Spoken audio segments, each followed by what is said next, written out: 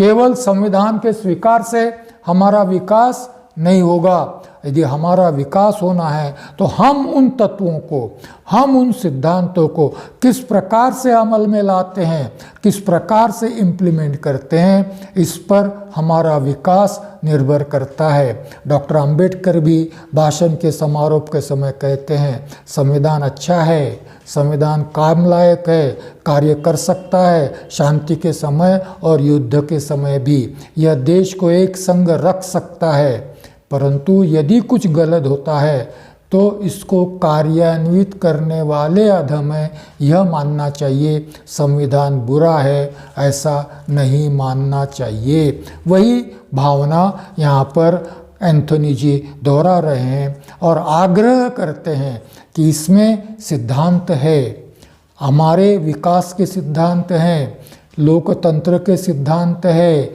गणराज्य के सिद्धांत है, हमारे मूलभूत अधिकारों की व्याख्या की गई है। परंतु यदि हमें विकास करना है तो इन सारे सिद्धांतों पर शब्द और भाव, लेटर एंड स्पिरिट को साथ समझकर इस पर अमल करना चाहिए। अगले सदस्य हैं कृष्णचंद्र शर्मा। कृष्णचंद्र शर्मा जी क्या कहते हैं? श्रीमान, अपनी सुरचित योजना के लिए उन्होंने सभा के समक्ष, जिसे उन्होंने सभा के समक्ष उपस्थित किया तथा इस अथक परिश्रम के लिए जो उन्होंने इसके निर्माण में लगाए तथा इस योग्यतापूर्ण और सुस्पष्ट व्याख्यान के लिए उन्हें जो कल दिया था, डॉक्टर अंबेडकर जिस बधाई के पात्र है उसको देने के सुखद कर्तव्य में मैं पूरा करने में भी सम्मिलित होता हूँ। 3-4 बातें शर्मा जी कहते हैं। एक तो डॉक्टर अंबेडकर द्वारा जो मसौदा प्रस्तुत किया गया वह एक सुरचित योजना थी, मतलब बड़ा ही सिस्टमैटिक, बड़े ही साइंटिफिक तरीके से मसौदे को ड्राफ्ट किया। संविधान की अपनी एक भाषा होती है, संविधान की अपनी एक रचना होती है, उसी रचना को बड़े सुनियोजित ढंग से डॉक्टर अंबेडकर ने रखा है और उसके निर्माण में उन्होंने अथक परिश्रम किए हैं, उन्होंने अथक परिश्रम किए हैं। और इतना ही नहीं, संविधान सभा के समक्ष बड़े ही योग्यतापूर्ण और सुस्पष्ट ढंग से उसको रखा है। इसलिए डॉक्टर अंबेडकर बधाई के पात्र है। किसके लिए? सुरचित योजना बनाने के लिए, हमारे समक्ष उपस्थित करने के लिए, उसके निर्माण में किए गए अथक परिश्रम के लिए डॉक्टर अंबेडकर निश्चित ही अभिनंदन के, बधाई के पात्र हैं। बाकी लोगों ने भी उनका अभिनंदन किया है, उनको बधाई दी है। मैं भी उनके साथ डॉक्टर अंबेडकर को बधाई देना चाहता हूँ। शर्मा जी आगे कहते हैं, संविधान लक्ष्य नहीं, संविधान साधन है उद्देश्य पूर्ति का। संविधान तो माध्यम है, संविधान बनाना हमारा लक्ष्य नहीं है, हम एक माध्यम निर्माण कर रहे हैं। शर्मा जी क्या कहते हैं? हम एक माध्यम निर्माण कर रहे हैं जो ऐसा होगा कि जो हमारे उद्देश्यों की पूर्ति के लिए हमें सहायक सिद्ध होगा, उस तक पहुंचाएगा। और उद्देश्य क्या है हमारा? उद्देश्य क्या है? जनता का सामान्य कल्याण, राज्य की स्थिरता और व्यक्ति की उन्नति। 3 शब्द कहते हैं शर्मा जी। सारी जनता का कल्याण, राष्ट्र की अखंडता और एकता और व्यक्ति की उन्नति। व्यक्ति, समाज और राष्ट्र, 3 बातें हैं। पहले व्यक्ति, फिर समाज और फिर राष्ट्र। इन तीनों की उन्नति हो, इन तीनों की उन्नति हो, तीनों का कल्याण हो, हमारा राष्ट्र एकात्म रहे, हमारा राष्ट्र एक संग रहे, यह हमारा लक्ष्य है। और इस उद्देश्य की पूर्ति के लिए हम संविधान का निर्माण करने जा रहे हैं, हम संविधान की रचना करने जा रहे हैं। हमारा संविधान लोकतांत्रिक है। डॉक्टर बी आर अम्बेडकर कहते हैं कि हमें लोकतंत्र चाहिए और लोकतांत्रिक संविधान है। कैसा है संविधान? Government of the people, by the people, for the people. यह अब्राहम लिंकन की व्याख्या हमें परिचित है, मैं इसके विस्तार में नहीं जाऊंगा। आगे शर्मा जी कहते हैं, जनतंत्र में जनता की सामूहिक बुद्धि किसी एक राजा से अथवा किसी तानाशाह से और यहाँ तक कि कुछ व्यक्तियों की समूह बुद्धि से श्रेष्ठ मानी जाती है। बड़ी ही महत्वपूर्ण बात शर्मा जी यहाँ कर रहे हैं। यह है डेमोक्रेटिक फिलॉसफी की बात है, लोकतंत्र के तत्व, लोकतंत्र के दर्शन की बात शर्मा जी कह रहे हैं। क्योंकि उस समय और आज भी भारत में दूसरा दर्शन भी विद्यमान है जिसका लोकतंत्र पर कतई विश्वास नहीं है।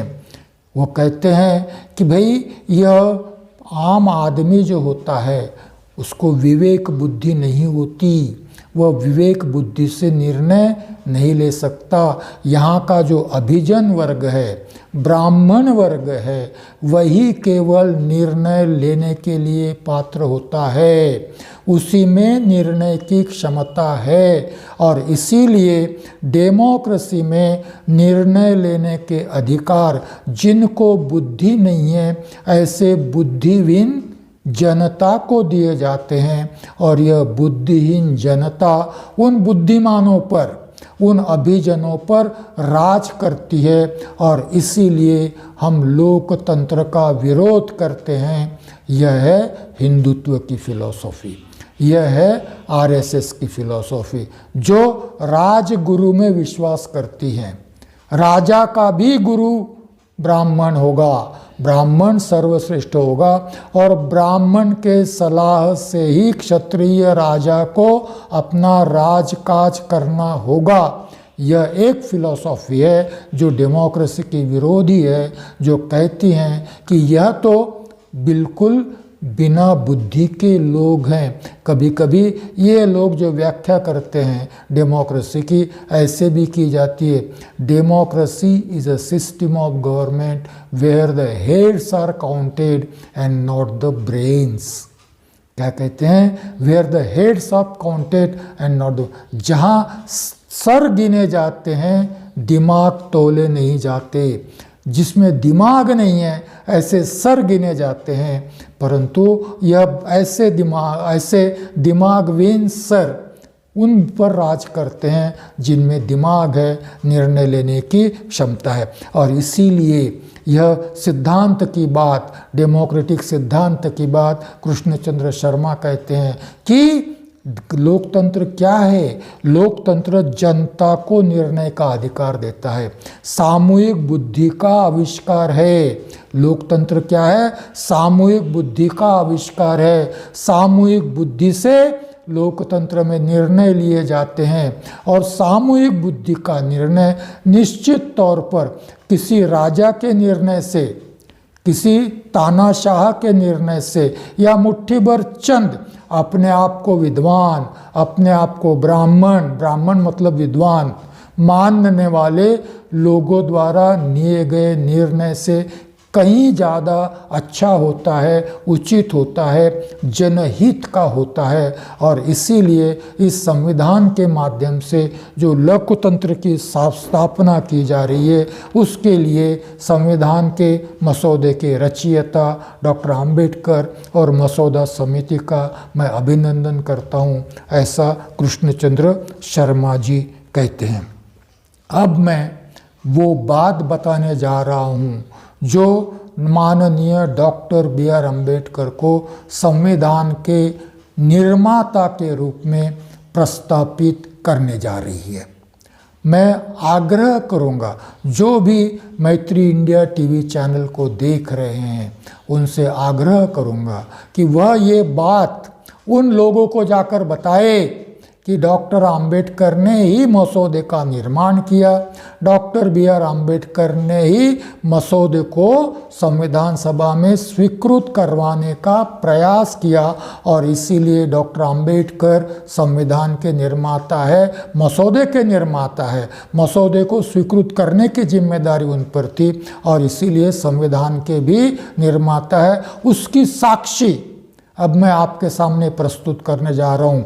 मैं बार बार दोहराता हूँ कि आप लोगों ने जिनको भी जानकारी चाहिए, अधिकृत जानकारी चाहिए, उन्होंने संविधान सभा डिबेट्स को रेफ़र करना चाहिए। मैं जो तारीख आपको देता हूँ जिनके पास है वो ज़रूर पढ़े, नहीं है तो वामन सोमकोर जिसे मराठी के लिए संपर्क कर सकते हैं। डिबेट्स उपलब्ध है, हिंदी में भी है, अंग्रेजी में भी उपलब्ध है। 5 नवंबर 1948, 4 नवंबर 1948 को माननीय डॉक्टर B.R. अम्बेडकर ने संविधान का मसौदा प्रस्तुत किया और 5 नवंबर 1948 और T.T. कृष्णमाचार्य जी का भाषण। मैं इसलिए आग्रह करता हूं कि संविधान सभा डिबेट्स यह एक ऑथेंटिक डॉक्यूमेंटेशन है, ऑथेंटिक डॉक्यूमेंटेशन है, अधिकृत प्रलेख है, क्योंकि यह संविधान सभा के अध्यक्ष द्वारा प्रमाणित किए गए हैं और लोकसभा सचिवालय द्वारा अब रीप्रिंट किए जा रहे हैं। इसकी अधिकृतता को कोई भी चैलेंज नहीं कर सकता। T.T. कृष्णमाचार्य क्या कहते हैं? मैं सभा के उन लोगों में से हूँ जिन्होंने डॉक्टर B.R. अम्बेडकर को बड़े ध्यान से सुना है। कुछ लोग हैं जो जानने का प्रयास करते थे, कुछ लोग थे जो जानने का प्रयास करते थे, कुछ लोग थे जो समझने का प्रयास करते थे, और उनमें से T.T. कृष्णमाचार्य भी एक हैं जो कहते हैं कि मैंने बड़े ध्यान से डॉक्टर अम्बेडकर को सुना है। मैं उनके उत्साह, उनकी कार्यक्षमता से परिचित हूँ जो इस संविधान के मसौदे के निर्माण से संबंधित है। यह मसौदा हमारे लिए अत्यधिक महत्वपूर्ण है। T.T. कृष्णमाचार्य बड़े ही अहम सदस्य रहे हैं संविधान सभा के, बड़े ही मंत्रिमंडल के भी एक सदस्य बाद में बन चुके थे वो, और इसीलिए उन्होंने भी अलग अलग प्रकार की भूमिकाएं निभाई है। और संविधान सभा डिबेट्स में, संविधान सभा में चर्चा में उन्होंने बड़ा ही महत्वपूर्ण योगदान दिया है। और कुछ अनुच्छेदों के संबंध में तो डॉक्टर अम्बेडकर यह भी कहते हैं कि अब T.T. कृष्णमाचार्य ने जो बात कही है उसके आगे शायद अब मुझे कुछ कहने की ज़रूरत नहीं है, और इसीलिए मैं अब इस विषय पर बोलना अधिक आवश्यक नहीं समझता हूँ। इतना महत्वपूर्ण योगदान T.T. कृष्णमाचार्य जी का भी चर्चा में रहा है। वह कहते हैं कि मैंने डॉक्टर अम्बेडकर को नज़दीक से देखा है, काम करते हुए देखा है, मसौदे के निर्माण के संबंध में उनको काम करते हुए देखा है। उनका उत्साह और उनकी कार्यक्षमता से मैं परिचित हूँ। और आगे जो कहते हैं वह बात अत्यंत महत्वपूर्ण है। वो कहते हैं सभा को शायद जानकारी हो कि, सभा को शायद मालूम हो कि मसौदा समिति में 7 सदस्य थे। सबको मालूम है, मगर आगे की बात मालूम है कि नहीं इसके बारे में T.T. कृष्णमाचार्य निश्चित नहीं है। इसीलिए कहते हैं कि सभा को शायद विदित हो कि 7 सदस्य थे, सबको मालूम है। अल्लादी कृष्ण स्वामी अय्यर, गोपाला स्वामी Ayyangar, doctor B.R. Ambedkar, K.M. Munshi, Syed Mohammad Saadulla, D.P. Khaitan और B.L. मित्तर, ये 7 सदस्य निर्वाचित हुए थे संविधान सभा द्वारा, सब कोई जानता है। मगर अब आगे क्या कहते हैं कि 7 सदस्य से उनमें से एक ने त्यागपत्र दे दिया। कौन है उसका नाम मुझे भी नहीं मालूम, कौन है, क्योंकि उसका नाम नहीं लिया T.T. कृष्णमाचार्य ने। मगर वो कहते हैं कि एक ने त्यागपत्र दे दिया, उसकी जगह नहीं भरी गई, उसकी जगह पर दूसरा सदस्य नहीं नियुक्त किया गया। एक की मृत्यु हो गई, कौन मुझे नहीं मालूम, एक की मृत्यु हो गई, मगर उसकी जगह पर भी दूसरा सदस्य नहीं नियुक्त किया गया। एक अमेरिका चला गया, एक अमेरिका चला गया और वापस ही नहीं आया, मसौदा बनाते समय तक वापस ही नहीं आया। एक सदस्य राजनीति में व्यस्त हो गए, मसौदा समिति के लिए उनके पास समय ही नहीं बचा। कितने हो गए भाई? 4 हो गए। एक त्यागपत्र दे दिया, दूसरा मृत्यु हो गया, तीसरा अमेरिका चला गया, चौथा, राजनीति में व्यस्त हो गया, संविधान के मसौदे को बनाने में या संविधान मसौदा समिति के कार्य में उन्होंने रुचि ही नहीं बताई।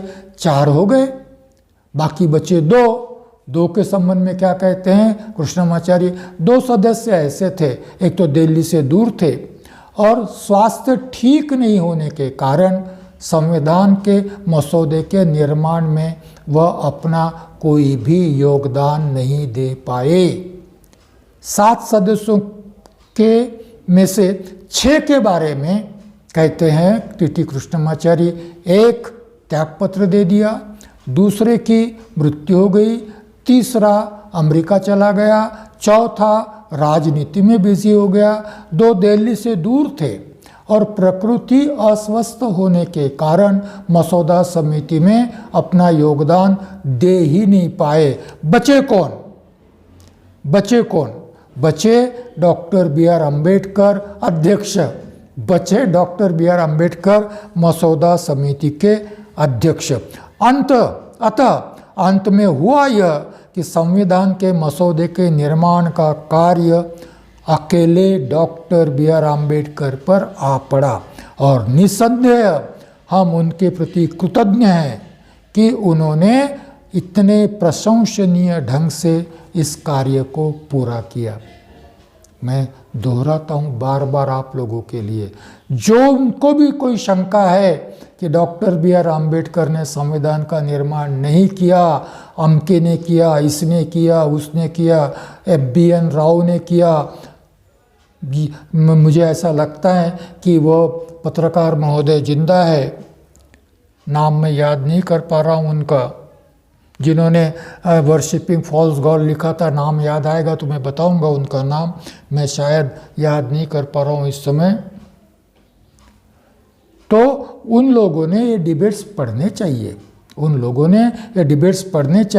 अब तो आप हम सब निश्चिंत होकर कह सकते हैं कि मसौदा भी डॉक्टर अम्बेडकर ने बनाया, मसौदा संविधान सभा में प्रस्तुत भी किया।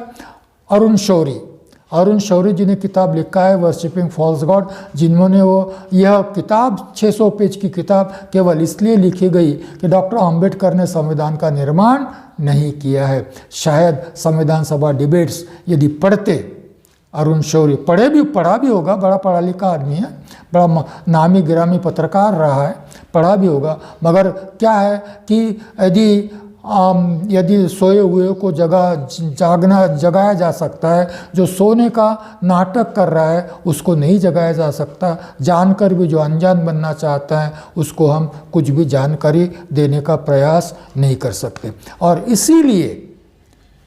इसीलिए कृष्णमाचार्य जी कहते हैं कि सारा ही मसौदे के निर्माण का कार्य अकेले डॉक्टर बी.आर. अम्बेडकर पर आ पड़ा और निस्संदेह जिस कार्यक्षमता से, जिस बुद्धिमत्ता से, जिस ज्ञान के आधार पर उन्होंने मसौदे का निर्माण किया है, उसके लिए हम उनके प्रति कृतज्ञ हैं। कम से कम इसके लिए तो डिबेट्स पढ़िए, कम से कम इसकी इस जानकारी के लिए तो डिबेट्स पढ़िए। आगे लोकनाथ मिश्र हैं, वो क्या कहते हैं? मैं उनके ज्ञान के सामने अपना सर झुकाता हूँ। किसके ज्ञान के सामने? माननीय डॉक्टर बी.आर. अम्बेडकर के ज्ञान के सामने मैं अपना सर झुकाता हूँ। मैं उनकी भाषण स्पष्टता की तारीफ करता हूँ, मैं उनके साहस का आदर करता हूँ। यह सारी प्रस्तावना है। आगे जो पत्थर फेंकने वाले हैं डॉक्टर अम्बेडकर पर, उसके लिए यह फूल बरसाए जा रहे हैं। लोकनाथ मिश्र जी ये फूल बरसा रहे हैं इसलिए कि आगे जो पत्थर भी फेंकते हैं तो उससे डॉक्टर अम्बेडकर बहुत अधिक आहत न हो, इसके लिए ये फूल बरसाए जा रहे हैं। वो क्या कहते हैं? मैं उनके ज्ञान के सामने सर झुकाता हूँ, मैं उनके भाषण की स्पष्टता के लिए उनकी तारीफ करता हूँ, मैं उनके साहस की भी तारीफ करता हूँ, आदर करता हूँ। परंतु मुझे यह देखकर आश्चर्य होता है कि इतना बड़ा विद्वान, भारत का इतना यशस्वी पुत्र भारत के बारे में इतना अल्प ज्ञान रखता है। क्यों?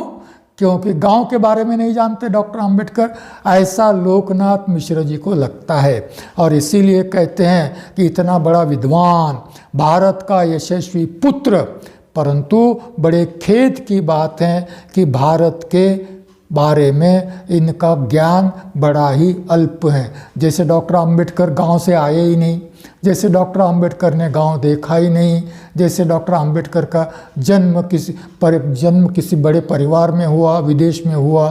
तो इस प्रकार से लोकनाथ मिश्र जी कहते हैं संविधान के मसौदे की वह आत्मा है और उसने ही मसौदे की कुछ ऐसी बातें रखी है जो असंभवनीय है। संविधान के मसौदे की आत्मा क्या है? संविधान के मसौदे की वह आत्मा है और उसने ही मसौदे में कुछ ऐसी बातें रखी है जो भारतीय। डॉक्टर बी आर अम्बेडकर को, उनके विचारों को वह संविधान की आत्मा कहते हैं। बड़ा गौरवान्वित शब्द है। डॉक्टर बी आर अम्बेडकर को संविधान की आत्मा कहते हैं और ये कहते हैं कि मसौदे ने उनमें ऐसी कुछ बातें रखी हैं जो उनकी प्रतिभा को, जो उनकी विद्वत्ता को, जो उनके व्यक्तिमत्व को शोभा नहीं देती, अशोभनीय बातें रखी हैं। क्या रखा है डॉक्टर अंबेडकर ने ऐसा? उन्होंने कहा है कि अभारतीयता से मेरा आशय यह है कि चाहे वह इन बातों को कितना ही खंडन करे, परंतु वास्तव यह है कि पश्चिम का दासतापूर्ण अनुकरण नहीं, इतना ही नहीं वरन इससे भी अधिक पश्चिम के प्रति दासवत समर्पण। संविधान के संबंध में क्या कहते हैं मिश्रा जी? उन्होंने केवल अनुकरण नहीं किया पश्चिम का, उन्होंने अपने आप को और भारत को पश्चिम के प्रति समर्पित कर दिया है, क्योंकि संविधान में जो भी उन्होंने रखा है वह सारी ही बातें विदेशों के संविधान से ली हुई है। भारत का इतना बड़ा विद्वान, भारत का इतना बड़ा सुपुत्र होने के बाद भी गांव के संबंध में, भारत के संबंध में अल्प ज्ञान रखता है और इसीलिए प्राचीन भारत से इस संविधान में उन्होंने कुछ भी नहीं लिया है। परंतु क्या किया डॉक्टर अंबेडकर ने? डॉक्टर अंबेडकर ने विदेशों के संविधान से तो लिया ही, परंतु इतना ही नहीं, विदेशों के संविधानों के प्रति जो समर्पण उन्होंने कर दिया है यह बड़ी ही अशोभनीय बात है। पहले फूल बरसाओ और बाद में पत्थर मारो, इस प्रकार का यह विधान है। और यह कहते हैं विद्वान है परंतु भारत का अल्प ज्ञान है और इसीलिए भारत के, प्राचीन भारत से कुछ भी नहीं लिया, परंतु विदेशों के संविधानों के प्रति उनका समर्पण है और इसीलिए मुझे बड़ा दुख होता है। काजी सैयद करीमुद्दीन क्या कहते हैं? मेरा निवेदन है कि अल्पसंख्यकों के लिए स्थानों के संरक्षण से और भी अधिक द्वेष, ईर्ष्या, सांप्रदायिक घृणा तथा मुसलमानों में दलबंदी उत्पन्न होगी। इस विधान से गुमराह नहीं होना चाहिए। इसका मतलब यह नहीं कि सैयद करीमुद्दीन, काजी सैयद करीमुद्दीन अल्पसंख्यकों के लिए संरक्षण नहीं चाहते, ऐसा नहीं है। परंतु संयुक्त मतदार संघ के द्वारा अल्पसंख्यकों के लिए जो स्थान आरक्षित करने का प्रावधान किया गया है उसके संबंध में काजी सैयद करीमुद्दीन कहते हैं कि इस प्रकार की जो व्यवस्था रखी गई है उसके चलते मुसलमानों के प्रति बहुजन संख्यकों में द्वेष निर्माण होगा, ईर्ष्या निर्माण होगी, उनके प्रति सांप्रदायिक घृणा उपजेगी और मुसलमानों में भी दलबंदी होगी। कुछ बहुसंख्यकों के समर्थक होंगे, कुछ बहुसंख्यकों के विरोधक होंगे और इस प्रकार से दलबंदी होगी। क्यों? इसलिए कि जो मुसलमानों के लिए आरक्षण के प्रावधान रखे गए हैं वह संयुक्त मतदार संघ, जॉइंट इलेक्टोरेट्स और रिजर्व सीट के बारे में रखे गए। यह प्रावधान संयुक्त मतदार संघ और आरक्षण मुसलमानों के लिए हितकर नहीं है। इसका मतलब वो आरक्षण नहीं चाहते, ऐसा नहीं है, आरक्षण चाहते, परंतु जिस प्रकार से दिया गया है उस प्रकार से नहीं चाहते, क्योंकि वह कहते हैं कि यह संयुक्त मतदार संघ और आरक्षित स्थान का प्रावधान जो है यह संरक्षण नाम मात्र है, प्रभाव शून्य है और इनको स्वीकार करने से कोई लाभ नहीं है। यदि देना ही है, काजी करीमुद्दीन कहते हैं कि संयुक्त मतदार संघ और आरक्षित स्थानों का जो प्रावधान मुसलमानों के लिए किया गया है, इससे जो संरक्षण प्राप्त होने वाले हैं वह संरक्षण नाम मात्र हैं, प्रभाव शून्य है और इनको स्वीकार करने से कोई लाभ नहीं। आगे कहते हैं कि भाई आप मत दो, हमें अपने भाग्य पर छोड़ दो, भविष्य का सामना करने के लिए हम पूर्णतया तैयार हैं। और आगे अंत में कहते हैं, यदि बहुसंख्याक संप्रदाय अल्पसंख्याकों के अधिकारों की रक्षा करना चाहता है तो वह हमें अनुपातिक प्रतिनिधित्व प्रणाली को मान्यता दे। उनको संयुक्त मतदार संघ और आरक्षित स्थान इस प्रकार का प्रावधान नहीं चाहिए। काजी करीमुद्दीन कहते हैं कि उन्हें अनुपातिक प्रतिनिधित्व प्रणाली के अंतर्गत proportional system of electorate, proportional representation system के अंतर्गत हमें आप सुविधाएं दीजिए। इसका मतलब यह है कि वह चाहते हैं कि मुसलमानों के सही प्रतिनिधि संयुक्त मतदार संघ से निर्वाचित नहीं हो सकते। बहुसंख्याकों को जो मान्य होगा वही प्रतिनिधि चुनकर आएगा और ऐसा प्रतिनिधित्व हमें नहीं चाहिए। हमें अपना प्रतिनिधि यदि निर्वाचित करना है तो अनुपातिक प्रणाली का ही अवलंब करना चाहिए। Professor K.T.. शाह एक बड़े जाने माने संसद सदस्य थे, संविधान सभा सदस्य थे। उन्होंने कहा है, मसौदा समिति के अध्यक्ष को बधाई। बहुत कम शब्दों में कभी बधाई देते हैं वो, क्योंकि आम्बेडकर के प्रति उन्होंने बड़े ही कम शब्दों का उपयोग किया है। संविधान की मुख्य बातों को स्पष्ट रूप से हमारे सामने रखा, इसलिए विशेष बधाई। डॉक्टर आम्बेडकर का प्रस्तुति का कौशल्य है, इसको कहते हैं स्किल ऑफ प्रेजेंटेशन। ज्ञान तो है ही, परंतु उस ज्ञान को सामने वालों को समझ में आ इस प्रकार से रखना, यह भी एक बड़ा कौशल्य की बात मानी जाती है, बड़ा महत्वपूर्ण स्किल माना जाता है। डॉक्टर आम्बेडकर ज्ञाता थे, डॉक्टर आम्बेडकर विद्वान थे, इसके बारे में किसी को शंका नहीं है, परंतु जिस प्रकार से तर्कपूर्ण रीति से वह अपनी बात रखते थे वह कुछ अलग ही था और इसीलिए उनके भाषण पढ़ने में, उनके भाषण सुनने में बड़ा एक और ही अलग प्रकार का आनंद आता है। के.टी. शाह कहते हैं, संविधान की मुख्य बातों को स्पष्ट रूप से हमारे सामने रखा, इसलिए विशेष बधाई। आगे के.टी. शाह कहते हैं, कारणों सहित विचारोत्पादक बातें बताई तथा कुछ विषय क्यों समाविष्ट किए गए और कुछ विषय ही विशिष्ट प्रकार से क्यों रखे गए, इसकी भी स्पष्टता डॉक्टर आम्बेडकर के भाषण में थी, इसलिए बधाई। क्यों रखा गया, क्यों नहीं रखा गया, इसको क्यों इतना महत्व दिया गया, इसको क्यों इतना महत्व नहीं दिया गया, वह सारा तर्कनिष्ठ दृष्टि से रखा है।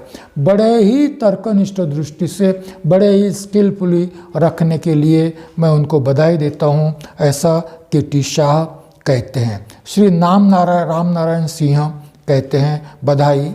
डॉक्टर आम्बेडकर ने संसदीय प्रणाली की खूब प्रशंसा की। उनको यह स्वीकार करते हुए लज्जा नहीं आई कि बहुत सी बातें अन्य संविधानों से ली गई है। वास्तव में यह सत्य ही है। पहले तो बधाई दे दी है, किसके लिए बधाई दी है कि संविधान का मसौदा प्रस्तुत करने के लिए बधाई, परंतु बाद में कहते हैं डॉक्टर आम्बेडकर ने संसदीय प्रणाली की बहुत प्रशंसा की है, परंतु उनको यह स्वीकार करते हुए लज्जा नहीं आई कि बहुत सी बातें अन्य संविधानों से ली गई है। डॉक्टर आम्बेडकर ने 4 नवंबर के भाषण में कह दिया कि मैंने अन्य संविधानों से क्यों लिया, इसलिए लिया कि लोकतंत्र की स्थापना हुए 125 सालों से ऊपर भी हो गए हैं, सिद्धांत स्थापित हो चुके हैं, करीब करीब सारे ही संविधानों में उन्हीं सिद्धांतों को स्वीकार किया गया है, नए सिद्धांत तो कुछ उपस्थित नहीं है। और इसीलिए वही सिद्धांत यदि भारत के संविधान में भी आते हैं तो इसके लिए मुझे कोई लज्जा नहीं आती। परंतु राम नारायण सिंह कहते हैं कि भाई उनको कम से कम थोड़ा संकोच, थोड़ी लज्जा करनी चाहिए। और आगे बड़ी कटु बात कहते हैं, भिखारी और ऋणकर्ताओं को जो कुछ भी कर्ताओं को जो कुछ वे करते हैं उसके करने में लज्जा का आभास नहीं होता, इस मुने इसका दुख नहीं होता। डॉक्टर आम्बेडकर की तुलना, मसौदा समिति की तुलना वो किनसे करते हैं? भिखारी से करते हैं, ऋणकर्ताओं से कहते हैं, कर्जदार से करते हैं। और वो कहते हैं भिखारी को जो कुछ भी भीख मांगता है उसकी लज्जा नहीं आती, ऋणकर्ता को ऋण लेता है उसकी लज्जा नहीं आती। इसी प्रकार से मसौदा समिति या डॉक्टर बी आर अम्बेडकर, इन्होंने विदेशों के संविधानों से जो भी लिया है इसके लिए न तो उन्हें संकोच लगता है, न ही लज्जा आती है। और इस प्रकार से डॉक्टर अम्बेडकर और मसौदा समिति की तुलना राम नारायण सिंह महोदय भिखारी से करते हैं, ऋणकर्ता से करते हैं। 12 महीने मेहनत की, इतनी विद्वत्ता का प्रदर्शन करने के बाद भी यदि इस प्रकार के शब्द प्रयोग सुनने को मिलते हैं तो कैसी मानसिकता बनती होगी। आप समझ लीजिए कि संविधान सभा में कैसे कैसे सदस्य थे और किस प्रकार की बातें करते थे, यह भी आप लोगों को जानकारी में आना चाहिए। यही संविधान के निर्माता डॉक्टर बी आर अम्बेडकर इस व्याख्यानमाला का प्रयोजन है कि वह सारी बातें हम आपके सामने रखना चाहते हैं जो उस समय कही गई, कुछ आलोचनाएं की गई, कुछ कड़े शब्द कहे गए, कुछ पत्थर फेंके गए, ईंट के रोड़े फेंके गए, कुछ फूल भी बरसाए गए। और इस प्रकार डॉक्टर बी आर अम्बेडकर का संविधान के निर्माण का सफ़र चलता रहा। आगे कहते हैं वह, यह संविधान संसार के अन्य देशों में यह प्रकट करेगा कि हम में मौलिकता नहीं है, हम दूसरे देशों के संविधानों से ऋण ही ले सकते हैं। कठोर से कठोर तो हम बात कहना चाहते हैं। ये संविधान जब दुनिया के सामने जाएगा, ये संविधान जब दुनिया देखेगी तो क्या कहेगी कि इनके पास कुछ है ही नहीं, कोई मौलिकता नहीं है, इनके पास न ज्ञान है न विद्वत्ता है, यह बस दूसरे देशों के संविधानों से लेना चाहते हैं, अपना इस संविधान में कुछ भी देने की क्षमता इस देश में नहीं है, इस देशों के विद्वानों में नहीं है। इस प्रकार की भारतीय लोगों की एक प्रतिमा विदेशों में बनेगी, ऐसा राम नारायण सिंह कहते हैं। लोकतंत्र का अर्थ बहुसंख्यकों का शासन होता है। बहुमत स्वतंत्र और स्वाधीन मतों द्वारा होना चाहिए। यहाँ मतों पर दूसरों का प्रभाव होता है और हमारे मत कुछ व्यक्तियों के प्रभाव में रहते हैं। इससे लोकतंत्र खत्म हो जाता है। सांसदीय शासन व्यवस्था को इस संविधान से निकाल देना चाहिए। क्या कहते हैं? देखिए, यदि कांग्रेस का इतिहास पढ़े तो कांग्रेस पक्ष में डेमोक्रेसी कभी भी नहीं थी।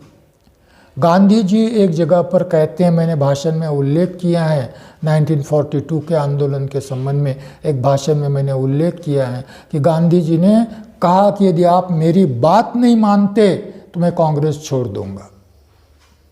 कांग्रेस को जरूरत थी और इसीलिए गांधी डेमोक्रेटिक कभी भी नहीं थे। अपने निर्णय को वह चाहे साम दाम दंड भेद नीति से अपनाना चाहते, कभी भी कांग्रेस में डेमोक्रेसी गांधी जी के समय में नहीं रही है। भारत में कभी भी डेमोक्रेसी नहीं रही है। जनता कभी भी निर्णय प्रक्रिया में सहभागी नहीं है। जनता ने हमेशा से जिनको वो श्रेष्ठ मानती थी, जिनको वो बड़े मानती थी, जिनको वो नेता मानती थी, जिनको राजा मानती थी, उनके सामने सर झुकाया है। आज भी सरसंघ चालक जो भी कहेंगे उसके सामने सर झुकाना जरूरी है। यह है एक फिलॉसफी। आज भी मोदी जी जो कहेंगे वही अंतिम शब्द है। डेमोक्रेटिकली इलेक्टेड प्राइम मिनिस्टर होने के बाद भी मंत्रिमंडल का कोई भी सदस्य गए 6-7 सालों में 2014 से लेकर तो 2021 तक मोदी के किसी भी निर्णय के विरुद्ध किसी भी मंत्री ने या किसी भी बीजेपी के संसद सदस्य ने एक बात भी कही हो विरुद्ध या उससे असहमति व्यक्त करने वाली एक बात भी कही हो तो मेरी जानकारी में नहीं। इतना ही नहीं, 370 अनुच्छेद निरस्त करने का निर्णय कितने लोगों को मालूम था? उनके पक्ष के कितने मंत्रियों को मालूम था? नोटाबंदी का निर्णय कितने लोगों को मालूम था? कितने मंत्री, क्या अर्थ मंत्री को भी जानकारी थी या नहीं थी? कोई जानता नहीं है, कोई जानता नहीं है। यह जो निर्णय प्रक्रिया है यह व्यक्ति केंद्रित निर्णय प्रक्रिया है। डेमोक्रेसी के नाम पर यह व्यक्ति केंद्रित निर्णय प्रक्रिया चलाई जा रही है। इस परंपरा से जो आते हैं उनको लगता है संविधान सभा में बैठे होने के बाद, अपना मत व्यक्त करने की स्वतंत्रता होने के बाद भी अपना मत जब स्वतंत्रता से व्यक्त नहीं कर पाते और संकोच होता है, तब इस प्रकार की मानसिकता होती है और वो कहते हैं कि भारत के लिए लोकतंत्र नहीं चाहिए क्योंकि लोग स्वयं निर्णय नहीं ले सकते, लोग दूसरों के दबाव में निर्णय लेते हैं और ऐसे समाज में लोकतंत्र अस्तित्व में नहीं आ सकता। आप भले ही लोकतंत्र लाइए, परंतु लोकतंत्र के द्वारा निर्वाचित प्रधानमंत्री अपने मंत्रियों से बिना पूछे निर्णय लेगा तो सारे मंत्रियों ने उसको मानना चाहिए। संगठन है परंतु एक चालकानुवर्ती संगठन होता है जहाँ पर सारे ही आज्ञाकारी चाहिए। जो आज्ञाकारी नहीं है वह वहाँ उस एक चालकानुवर्ती संगठन में उस व्यक्ति का कोई स्थान नहीं है। एक तरफ यह फिलॉसफी है और दूसरी तरफ डॉक्टर आम्बेडकर है जो मानते हैं कि लोगों में विवेक है, लोगों में बुद्धि है, लोग अपना निर्णय ले सकते हैं, लोग अपना भला बुरा समझ सकते हैं और इसीलिए हम भारत के लोग सार्वभौम हैं।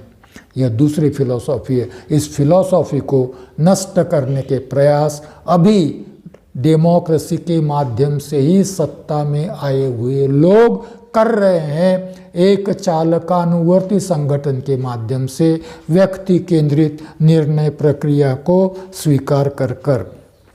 इस भाषण के अंत में मैं फिर से डॉक्टर PS देशमुख मसौदे पर चर्चा में सहभागी होते हुए क्या कहते हैं उससे मैं इस भाषण का समापन करना चाहूँगा। चर्चा चलते रहेगी, हमारे व्याख्यान भी चलते रहेंगे। क्या कहते हैं देशमुख जी? क्या कहते हैं देशमुख जी? दुख होता है।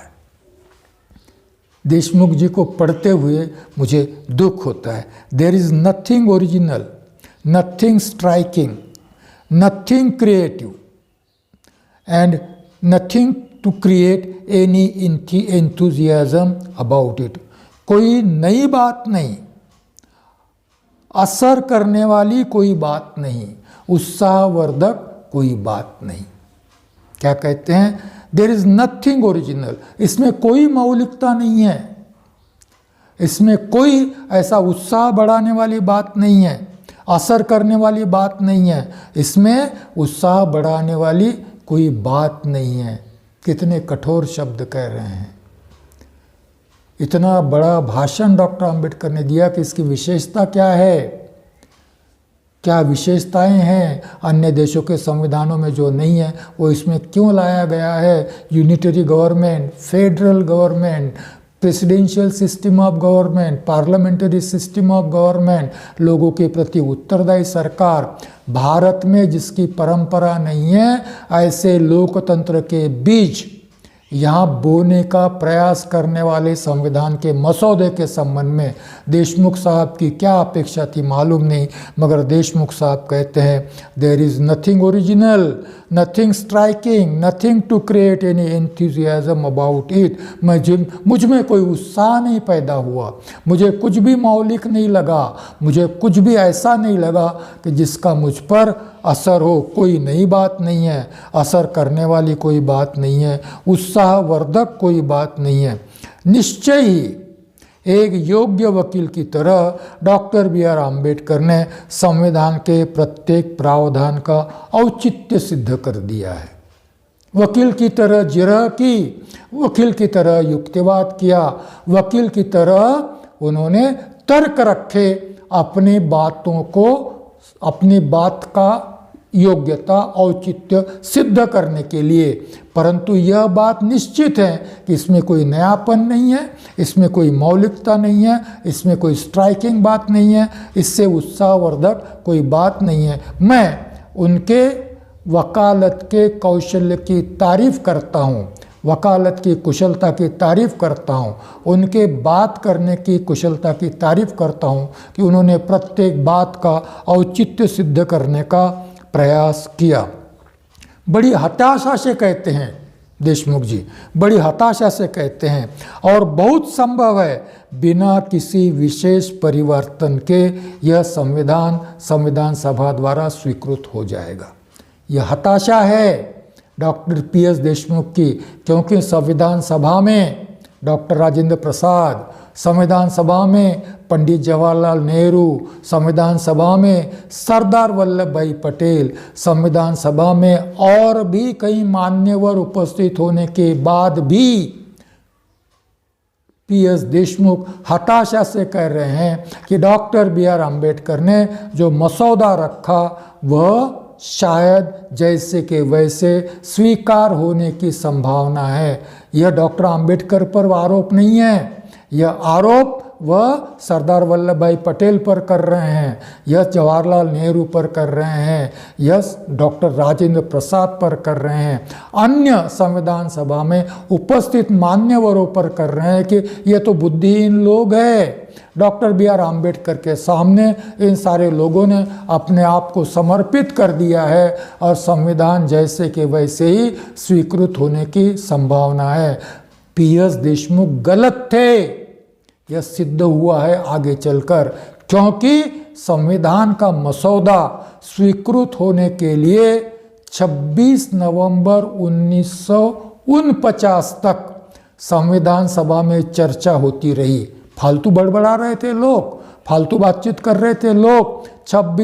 5 नवंबर 1948 से 26 नवंबर 1949 तक इस मसौदे पर चर्चा हुई, मसौदा परिष्कृत होता गया, मसौदा बदलता गया, जैसा मसौदा प्रस्तुत किया गया था वैसा मसौदा स्वीकृत नहीं हुआ। यह बात हम भी जानेंगे, और डॉक्टर आम्बेडकर ने जो भी परिवर्तन योग्य लगे उन परिवर्तनों को स्वीकारा। अपनी बात अंतिम नहीं थी, परंतु हताशा के चलते पी.एस. देशमुख डॉक्टर साहब कहते हैं बहुत संभव है कि बिना किसी परिवर्तन के यह मसौदा स्वीकृत हो जाएगा।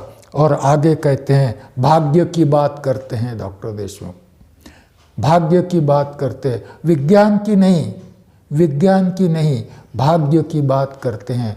कारण भारत का मानस, भारत की मानसिकता हमेशा से दैववादी रही है, भाग्यवादी रही है। हम अछूत है क्योंकि भगवान ने हमें ऐसी स्थिति दी है, हम अमुक है भगवान ने दिया है, हम मर रहे हैं भगवान की मर्जी। डॉक्टर आम्बेडकर तो भाग्यवादी नहीं थे, डॉक्टर आम्बेडकर तो प्रयत्नवादी थे, डॉक्टर आम्बेडकर विवेकवादी थे। और विवेकवादी व्यक्ति ने बनाया गया संविधान का मसौदा भाग्यवादी को कैसे पसंद आने वाला है? भाग्यवादी को पसंद आने की संभावना ही नहीं थी। मैं तो समझता हूँ, देशमुख जी कहते हैं, यह संविधान हमारे भाग्य में है, दूसरा नहीं। अरे भैया, आपको बुद्धि है, आप बैरिस्टर हैं, आप वकील हैं, आप संविधान सभा के सदस्य हैं, आपको योगदान देने का अवसर है, परिवर्तन का अवसर है, बोलने का अवसर है। अपनी विद्वत्ता के चलते आप इसमें सुधार कीजिए, इसको बदलने का प्रयास कीजिए। भाग्य भरोसे मत रहिए। भाग्य के भरोसे रहने से आपका, आपके समाज का, आपके लोगों का कोई उद्धार नहीं होने वाला है। अंत में देशमुख जी कहते हैं, किंतु फिर भी मैं कहूँगा कि हमारा संविधान ऐसा होना चाहिए जिसे पाकर प्रत्येक देशवासी हर्ष और उत्साह का अनुभव करे। यह संविधान ऐसा नहीं है। फिर से एक बार आने वाले इतिहास ने डॉक्टर पीएस देशमुख को गलत सिद्ध कर दिया। काल गणना में समय के साथ साथ संविधान का जिस उत्साह से स्वीकार हो रहा है, संविधान को आम आदमी अपने मुक्ति का प्रलेख मानता है, संविधान पर आम आदमी जिस प्रकार से बोलता है, प्रतिक्रिया व्यक्त करता है, और संविधान 70 साल तक जिंदा है, यह सिद्ध करता है कि देशमुख गलत थे। देशमुख गलत थे, संविधान सही था और इसीलिए जिंदा है। संविधान देशवासियों के हर्ष का विषय है, उत्साह का अनुभव करते हैं और इसीलिए संविधान बचाने के लिए भी प्रयासरत हैं। अंत में देशमुख कहते हैं, मैं नहीं समझता कि सभा इस स्थिति में होगी कि संविधान में वह बहुत कुछ परिवर्तन कर सके। यह देशमुख साहब की हताशा का विषय है। संविधान सभा ने संशोधन रखे, संविधान सभा में संशोधन स्वीकृत हुए, कुछ डॉक्टर अंबेडकर ने संशोधन रखे। देशमुख जी अपनी बात कहते रहे, परंतु बड़ा ही ऐसा कोई संशोधन देशमुख जी नहीं रख पाए कि जो संविधान सभा को मान्य हो, जो संविधान सभा को स्वीकृत हो। बड़ी दुख की बात है। ऐसा कोई संशोधन रखते तो उनके सकारात्मक योगदान की चर्चा करने में मुझे भी बड़ी प्रसन्नता होती, परंतु हताशा का अभिव्यक्ति, भाग्य के भरोसे यह मानना कि यही संविधान हमारे भाग्य में है। भाई भाग्य में भगवान निर्मित होता तो तुम्हारे भाग्य की बात होती। यह भगवान निर्मित नहीं है, यह मानव निर्मित है। मानव ने अपने प्रयास से, मानव ने अपनी बुद्धि से, मानव ने अपनी विद्वत्ता से और सारे लोगों के सहमति से निर्माण किया हुआ यह संविधान नहीं है। यह किसी ने तुम्हारे भाग्य में था इसलिए ऊपर से नहीं आया। वेद तुम्हारे भाग्य में है, पुराण तुम्हारे भाग्य में, धर्म ग्रंथ तुम्हारे भाग्य में है, गीता तुम्हारे भाग्य में है, जिसको आप बदल नहीं सकते। इसके निर्माण में आप यहाँ बैठे हुए हो और उसको भाग्य का नाम देकर हताशा प्रदर्शित करते हो। यह संविधान सभा के सदस्य के लिए इस प्रकार की बात कहना मुझे तो बड़ा अनुचित, अयोग्य लगता है, परंतु कही गई है, लोगों ने सुनी, लोगों ने अपना मत व्यक्त किया। डॉक्टर अंबेडकर इस पर क्या कहना चाहते थे मुझे नहीं मालूम, कुछ कहा भी हो तो आगे हम इसके बारे में सोचेंगे, आगे हम इसके बारे में देखेंगे। यहाँ मैं इस व्याख्यान को समाप्त करना चाहूँगा। फिर हम 11 अप्रैल 2021 को फिर से अगले रविवार को मिलेंगे इस व्याख्यान माला के अगले व्याख्यान के साथ, और यह चर्चा चलती रहेगी क्योंकि अभी तक संविधान का मसौदा चर्चा के लिए स्वीकृत नहीं हुआ। हम अगले रविवार को मिलेंगे और यह चर्चा कंटिन्यू रहेगी क्योंकि डॉक्टर BR अम्बेडकर के ने जो मसौदा प्रस्तुत किया उस पर क्या क्या प्रतिक्रियाएं आई यह भी जानना बहुत ज़रूरी है। संविधान निर्माता को समझने के लिए केवल संविधान निर्माता ने संविधान सभा में क्या कहा यह पढ़कर हम न तो संविधान के निर्माण की प्रक्रिया समझ सकते हैं और न ही संविधान निर्माता को समझ सकते हैं। अन्य लोगों ने क्या कहा, किसने क्या कहा, क्या महत्वपूर्ण था, क्या नहीं था, यह बात अलग है, मगर यह भी जानना बहुत ज़रूरी है। और इसे जानने की प्रक्रिया के तहत हम लोग समझने का प्रयास कर रहे हैं कि संविधान के मसौदे पर चर्चा में देशमुख जी क्या कहते हैं, मिश्र जी क्या कहते हैं, के.टी. शाह क्या कहते हैं, काजी करीमुद्दीन क्या कहते हैं, यह सारी बातें कामत क्या कहते हैं, यह सारा समझने का हम लोग प्रयास कर रहे हैं। धन्यवाद। इस आग्रह के साथ कि जिसको भी संभव हो संविधान सभा डिबेट्स पढ़ने का प्रयास करें। पर्टिकुलरली विशेष तौर पर टी कृष्णमाचार्य जी ने जो कहा कि संविधान मसौदा समिति में 7 सदस्य थे, अल्लादी कृष्ण स्वामी अय्यर, गोपाला स्वामी Ayyangar, doctor B R. Ambedkar, Shri K M. Munshi, Mohammad Saiyid Mohammad Saadulla, D P. Khaitan और मित्तर इतने सदस्य थे। एक की मृत्यु हो गई, एक ने त्यागपत्र दे दिया, एक अमेरिका चले गए, एक राजनीति में व्यस्त हो गए और 2 सदस्य प्रकृति अस्वास्थ्य के कारण दिल्ली से दूर थे। संविधान का मसौदा अकेले डॉक्टर बी.आर. अम्बेडकर ने निर्माण किया और पायलटिंग ऑफ द कॉन्स्टिट्यूशन अकेले डॉक्टर अम्बेडकर ने किया। यह हम देखेंगे। 25 नवंबर 1949 तक डॉक्टर अम्बेडकर पायलटिंग करते रहे और 26 नवंबर 1949 तक उनके प्रयासों पर सफलता की मोहर लग गई और संविधान सभा ने 26 नवंबर 1949 को भारत का संविधान बिना किसी अवरोध विरोध के एक मत से स्वीकृत किया और इस स्वीकृति में डॉक्टर P.S. देशमुख भी सहभागी थे। धन्यवाद।